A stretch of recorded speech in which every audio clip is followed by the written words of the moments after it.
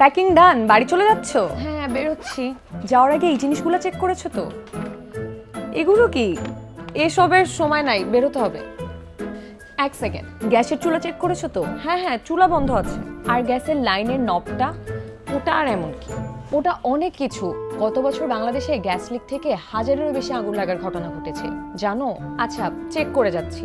এরপর বাসার সব লাইট ফ্যানগুলো বন্ধ করেছো তো? হ্যাঁ হ্যাঁ, ফ্যান লাইট সব বন্ধ।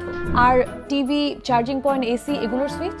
টিভি চালাবে কে? বাড়িতে তো কেউ থাকবেই না, সুইচ অফ করার কি দরকার? অবশ্যই দরকার। চালাও বা না চালাও, সুইচ অন থাকলে কিন্তু বিদ্যুৎ খরচ হয় আর অনেক দুর্ঘটনারও ঝুঁকি থাকে। ও আচ্ছা, বন্ধ করছি। দাঁড়াও দাঁড়াও, পানির ট্যাপ বন্ধ করেছো? সব বন্ধ করেছি। শিওর? হ্যাঁ। আর রান্নাঘরের আবর্জনাগুলো ফেলেছো? এইটা ডান, নয়তো দুর্গন্ধে বাসায় ঢুকবো কিভাবে? আচ্ছা, আর কিছু আছে? বের হই আমি। লাস্ট চেক, ঘরের সব দরজা জানালা বন্ধ তো? রুমের সবগুলো অফ করা আছে, আর বের হওয়ার আগে মেন গেটটা লক করে দিই। আর থ্যাংক ইউ সো মাচ, এগুলো চেক না করে গেলে কত ধরনের ক্ষতি হতে পারতো। তারপরও একটু খেয়াল রেখো, হ্যাঁ? ওকে, সাবধানে যেও। ঈদ মোবারক। কি বুঝলেন? ঈদে বাড়ি ছাড়ার আগে এই বিষয়গুলো কিন্তু অবশ্যই চেক করে যেতে হবে।